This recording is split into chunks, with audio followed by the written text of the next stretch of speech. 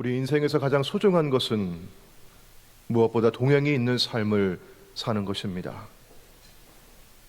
그래서 오랫동안 함께 동행의 행복을 누렸던 친구가 이별하여 떠나는 것은 너무나 슬픕니다.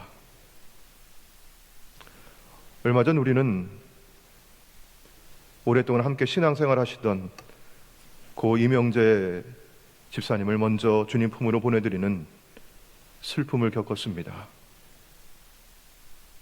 사랑하는 가족, 또 오래 동행해 오신 우리 성도님들께 얼마나 슬픈 한 주였습니까? 오늘 이 아침 말씀을 통해 주시는 주님의 위로와 천국 소망이 여러분에게 함께 하시기를 축원합니다. 이명재 집사님께서 이것이 내 마지막 말이라고 남기신 것은 없는 것 같습니다. 그만큼 갑작스러운 일이었습니다. 하지만 저는 평소 집사님의 성품과 삶을 통해서 그분은 우리에게 이런 사랑의 메시지를 남기셨다고 봅니다. 사랑은 두려움을 이깁니다. 하지만 우리에게 사랑할 시간이 얼마 남지 않았을지 모르겠습니다. 그러니 오늘 우리에게 주어진 시간을 다른 데 허비하지 말고 하나님을 사랑하고 가족을 사랑하고 교우들을 사랑하고 이웃을 사랑하는 데 사용하십시오. 저는 이 메시지를 마음에 품고 지난 한 주간을 지내었습니다. 기도하며 성경을 읽고 묵상했습니다. 그러면서 성경에서 하나님의 사람들은 생을 마감할 때 마지막에 무슨 말을 남겼을까? 그리고 나는 마지막에 어떤 말을 남길 것인가?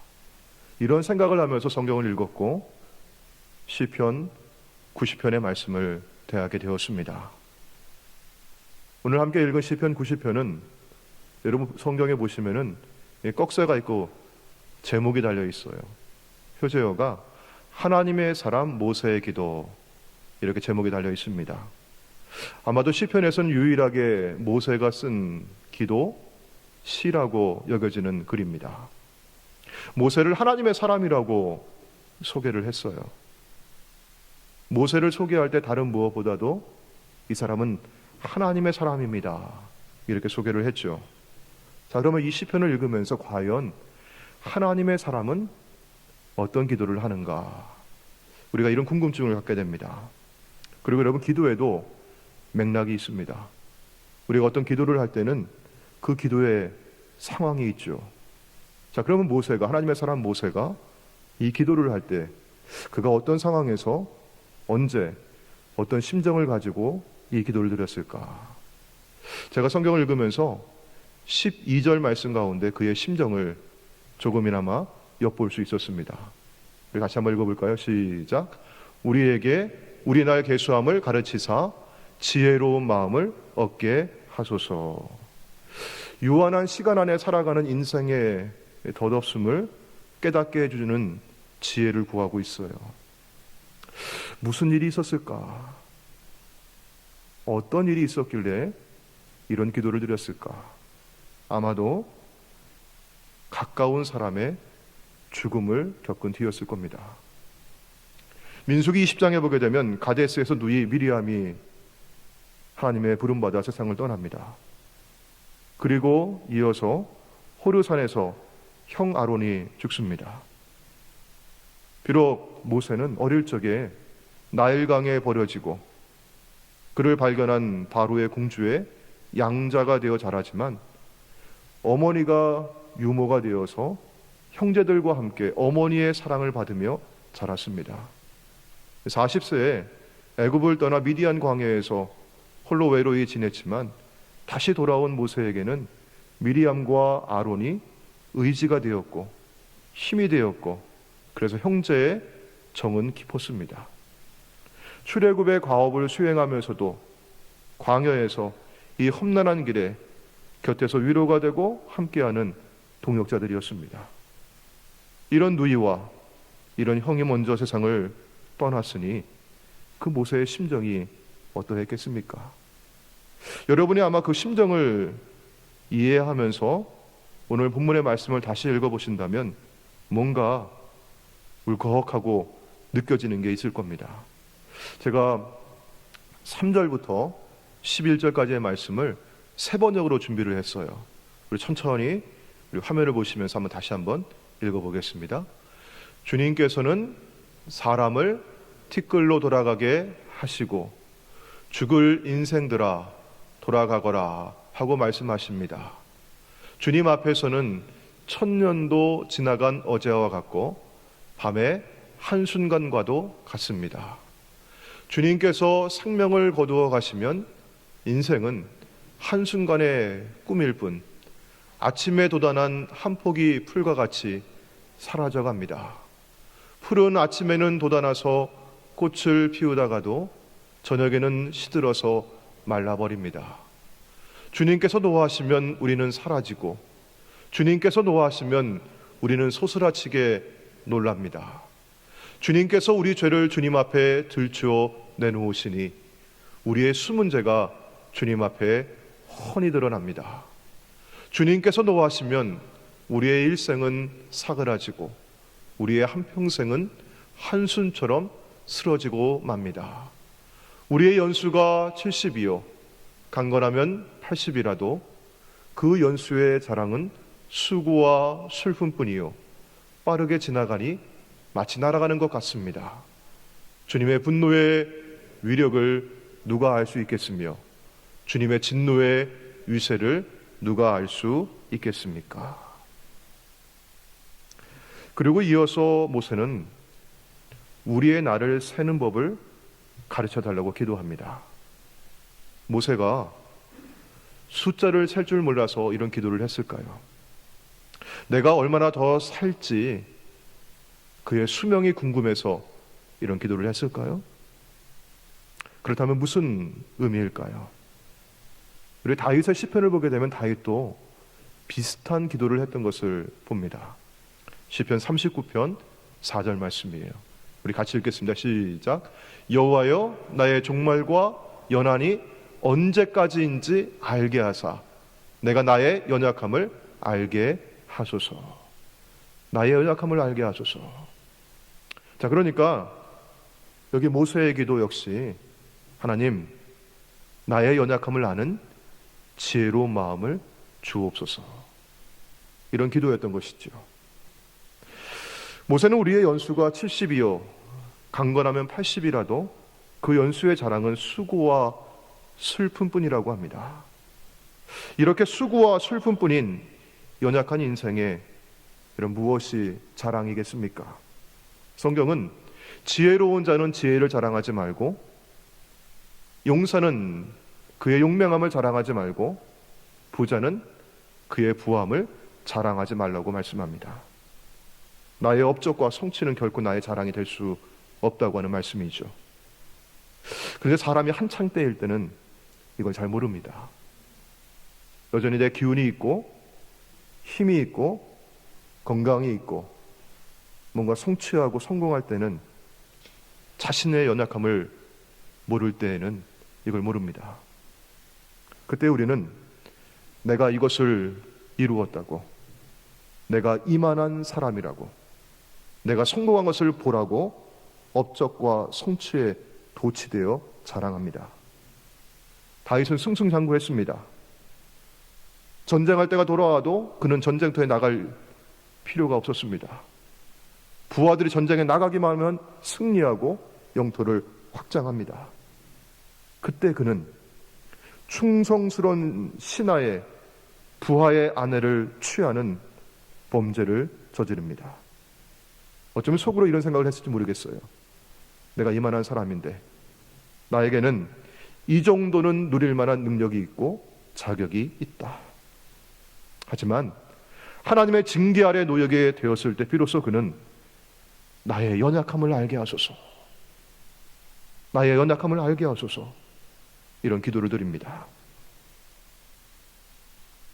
자기의 연약함을 모를 때, 자기의 힘으로 뭔가 해나간다고 여길 때, 여러분 모세는 어땠습니까? 애국 감독관을 그의 힘으로 쳐 죽이고 미디안으로 도망해서 40년의 생활을 보내야 했습니다. 80세 하나님 부름받아서도 여전했습니다. 출애굽하는 백성을 이끌어가면서 여러분 10계명을 받아 내려올 때 그 산에 내려오니까 난장판이 벌어졌습니다. 금송아지를 세워놓고 춤을 추며 노래합니다. 그 모습을 보고 모세는 그 두 돌판을 집어 던집니다. 오늘 말씀 가운데도 보시면은 민수기에 보면은 물을 달라고 불평하며 원망하던 백성들을 향해서 모세는 이렇게 큰 소리를 지릅니다. 반역한 너희여, 들으라. 우리가 너희를 위해서 이 반석에서 물을 내랴. 마치 자신이 하나님인 양 행세했습니다. 하나님은 이를 두고 모세와 아론에게 너희가 나를 믿지 아니하고 이스라엘 자손의 목전에서 내 거룩함을 드러내지 아니한 고로 너희는 이 회중을 내가 그들에게 준 땅으로 인도하여 드리지 못하리라.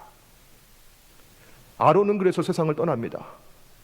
그리고 후에 모세도 가나안 땅을 내려다보며 세상을 떠납니다.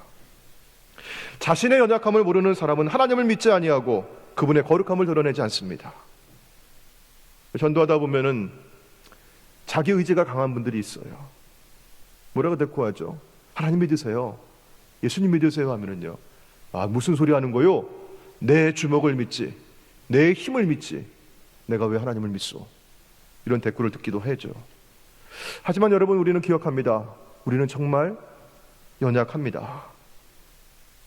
이걸 깨달아 나가는 것이 인생이고, 이걸 깨달아 나가는 것이 철이 든다고 하는 것 같습니다. 다윗은요 이렇게 고백을 했어요. 사람은 그가 든든히 서 있는 때에도 진실로 보다가 모두가 허사뿐이다.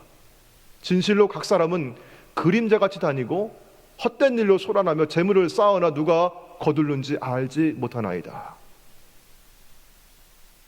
다윗이 승승장구할 때, 그만한 능력이 된다고, 자격이 된다고 여겼을 때 그가 범죄하고 하나님의 징계를 받자 자신의 연약함을 깨닫게 되죠. 모든 게 허사입니다. 다 그림자 같습니다. 내가 그렇게 열심히 쌓으나 그 누가 거둘는지 알지 못합니다. 이런 모두가 허사이고 그림자이라면 나는 이제 무엇을 바라고 무엇을 소망해야 하겠습니까? 주여, 이제 내가 무엇을 바라리요? 나의 소망은 오직 주께 있습니다. 나의 소망은 주께 있습니다. 부와 성공과 성취와 형통이 내 인생의 목표가 아닙니다. 잠시 있다가 그림자처럼 지나가는 것이고, 아침에 피었다가 저녁에 시드는 꽃과 같습니다. 오직 하나님만이 내 소망이십니다. 하지만 여러분, 이런 고백은 또 아무나 할 수 있는 것은 아니죠. 인생의 헛됨과 연약함을 알고서 그런 어떤 슬픔과 그런 어떤 절망과 아픔을 경험하고 나서 철이 들어야 비로소 영혼을 사모하는 마음을 갖게 되고 그 가치를 따라 살아가는 것이 내 인생의 은혜요 복이라는 것을 깨달아야 하는 고백이죠. 이렇게 고백할 때 여러분, 그동안 나를 괴롭히고 힘들게 했던 삶의 문제들이 사라집니다. 내 힘으로 내 능력으로 산다고 여길 때는요, 남과 비교해서 내가 성공하지 못하면 그게 그렇게 배가 아팠어요. 내가 돈 벌지 못하고 부자가 되지 못하면 그게 그렇게 힘들고 괴로웠습니다. 남만큼 내가 가지지 못하여서 좋은 배경 자라지 못하고 교육받지 못했다고 그게 열등감이 됩니다. 남들만큼 내가 건강하게 누리지 못한다고 그게 나를 힘들게 합니다. 하지만 내 힘으로 살아가는 것이 아니라 하나님께서 나를 인도하신다고 하는 믿음을 고백할 때 더 이상 문제거리가 아니죠. 왜냐하면 하나님을 믿는 사람은 그의 인생의 자랑이 달라집니다. 예레미야 9장 24절 말씀 가운데 자랑하는 자는 이것으로 자랑할지니 곧 명철하여 하나님을 아는 것과 나 여호와는 사랑과 정의와 공의를 땅에 행하는 자인 줄 깨닫는 것이니라. 나는 이 일을 기뻐하노라. 여호와의 말씀이니라. 나는 연약하여 할 수 없는 그 일을 내가 사랑할 수 없을 때에도, 내가 공의와 정의를 행할 수 없을 그때에도, 육신으로 내가 행할 수 없는 그것을 하나님께서 행하여 주십니다. 전능하신 하나님, 이것을 믿고 자랑하는 자를 하나님은 또한 기뻐하십니다. 사랑하는 성도 여러분, 오늘 저와 여러분의 고백 가운데 이런 신앙의 고백, 믿음의 고백이 있기를 주의 이름으로 축원합니다. 자, 그래서 하나님의 사람 모세는요, 시편의 기도를 하면서 먼저 영원하신 하나님을 찬양합니다. 우리 1절과 2절의 말씀이죠. 주여, 주는 대대에 우리의 거처가 되셨나이다. 산이 생기기 전, 땅과 세계도 주께서 조성하시기 전에 곧 영원부터 영원까지 주는 하나님이시니이다. 영원하신 하나님께서 오늘 나와 함께 하십니다. 영원하신 하나님께서 오늘도 나의 길을 인도해 가십니다. 여러분, 그래서요, 자신의 연약함을 모를 때 모세는 출애굽한 이스라엘 백성들을 이끌어가는 그 길이, 반역한 백성을 이끌어가는 그 일이 오로지 자신만의 수고라고 여겼습니다. 이게 내 수고야. 그러면 여러분, 누가 알아주지 않으면요, 누가 그거 인정해주고 칭찬해주지 않으면, 혹은 사람들이 말을 듣지 아니하면 그 화가 나고 그게 힘들어요. 그러니까 모세가 뭐라고 얘기해요? 반역한 너희여 들으라. 화를 내죠. 큰 소리를 지릅니다. 하지만 이제 모세는요, 이스라엘 백성을 인도하시는 이는 내가 아니라 하나님이라고 하는 고백을 갖기에, 영원하신 하나님, 전능하신 하나님께서 나를 앞서 인도하시기에 나는 나에게 주어진 날까지 충성하고 걸어갑니다. 이런 고백을 하죠. 그러니까 사람들을 보는 눈이 달라집니다. 여러분, 내 힘으로 한다고 할 때는 뭐라고 얘기했어요? 반역한 너희로라고 얘기했죠. 그런데 이제 생애를 마감할 때 그의 말이 달라지죠. 여러분, 우리 인생은 유한합니다. 이 땅의 생은 누구에게나 다 끝이 있습니다.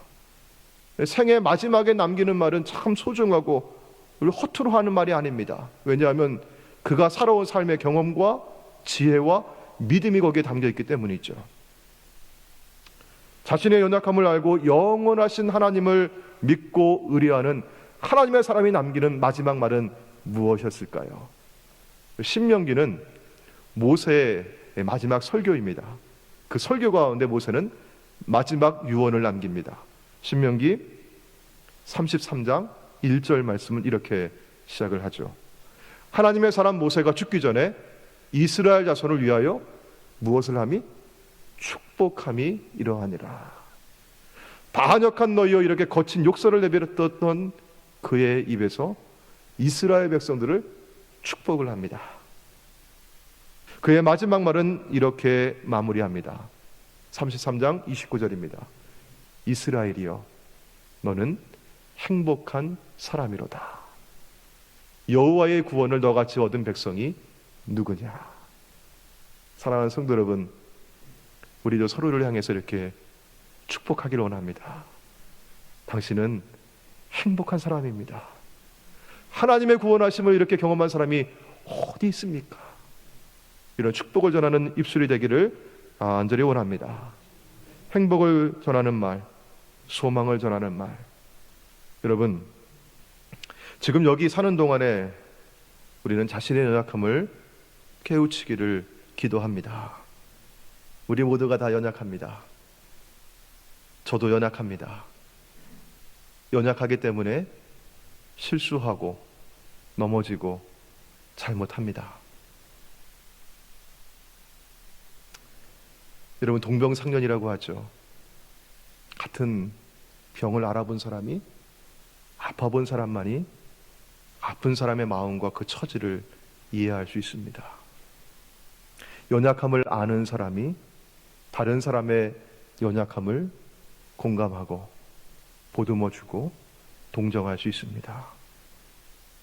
타인에게 지나치게 매몰차고 엄격한 사람은 아직 철이 덜 든 사람 같아요. 연약함을 잘 모르는 것이죠. 우리 지금 여기 살면서 내가 누군가에게 잘못한 것이 있으면 미안해요. 죄송해요. 제가 연약해서 그래요. 사과하시고요. 용서를 빌고요. 누군가 내가 용서할 사람이 있거든. 내가 연약한 만큼 그 이도 연약하구나. 그렇게 바라봐 주시면서 용서하시기를 바랍니다. 그리고 우리가 한 해를 마감하면서, 그리고 장래 우리가 이 땅의 삶을 마감하면서 그때는요, 모세처럼 당신은 행복한 사람입니다. 축복하고 사랑해요. 행복해요. 감사합니다. 하나님이 함께해 주셨습니다. 당신이 내 곁에서 함께 하셔서 너무 기뻤습니다. 그렇게 우리 서로를 축복하고 격려하고 서로 사랑하는 우리 모두가 될 수 있기를 간절히 소망합니다. 우리는 하늘 가는 길에 함께하는 믿음의 공동체입니다. 여러분, 한 사람도 낙오 없이 우리 웨슬리의 모든 성도님들이 함께 걸어갈 수 있도록 서로 격려하시고 위로하시고, 누군가 뒤처져 있거든 주저앉아 있거든 손을 내밀어 함께 손을 잡고 함께 일으키고 우리 함께 걸어갈 수 있기를 주의 이름으로 소망합니다. 기도하시겠습니다. 하나님 감사합니다. 저희들을 날마다 인도해 주시니 고맙습니다. 오늘도 우리 걸어가는 이 길 가운데 하늘 가는 길에 주님이 동행해 주시고 우리 옆에 있는 믿음의 형제 자매들이 함께하고 있음에 감사합니다. 우리는 연약합니다. 하지만 우리 주님은 전능하십니다. 주의 손에 능치 못할 일이 없습니다. 하나님의 인도하심 따라 오늘도 우리가 이 길 걷는데 우리 옆에 있는 형제 자매들 서로 위로하고 격려하고 용서하고 사랑하며 걷게 하여 주옵소서. 하나님, 지치고 상하여 낙오하고 주저앉아 있는 이가 있습니까? 우리가 주님을 대신하여 손을 내밀게 해주시고 함께 손을 잡고 일어설 때 그 무릎에 성령의 힘을 더하여 주옵소서. 예수님의 이름으로 기도하옵나이다. 아멘.